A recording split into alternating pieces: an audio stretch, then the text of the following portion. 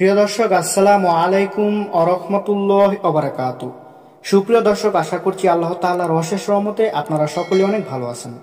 তো প্রিয় দর্শক, একদিনই বোন আমাদের মাঝে প্রশ্ন করেছেন এবং উনি জানতে চেয়েছেন যে মুহতারাম শায়েখ, আমি জানতে চাই যে একাধিক স্বামী থাকলে বেহেশতে কাকে পাবে।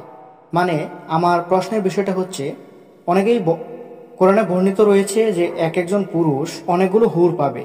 তো আমার জানার বিষয় হচ্ছে, মেয়েরা যদি জান্নাতে যায়, ওই মেয়ের যদি একাধিক স্বামী থাকে, তাহলে সে বেহেশতে কাকে পাবে। এই বিষয়টা আমাকে বিস্তারিত জানালে অনেক উপকার হতাম। তো ধন্যবাদ প্রিয় দিনী বোন, আপনি অত্যন্ত গুরুত্বপূর্ণ একটি প্রশ্ন করেছেন আমাদের মাঝে।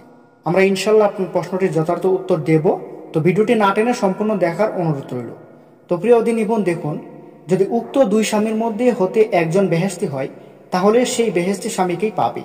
আর যদি উভয় স্বামী বেহেশতি হয়, তাহলে উক্ত মহিলাকে এই ব্যাপারে ইখতিয়ার দেওয়া হবে, অর্থাৎ তার ইচ্ছা অনুযায়ী সে প্রথম অথবা দ্বিতীয় স্বামীর মধ্যে যাকে ইচ্ছা তাকে গ্রহণ করতে পারবে। তবে কোনো হাদিসে বর্ণিত আছে যে সে দ্বিতীয় স্বামীকেই পাবে।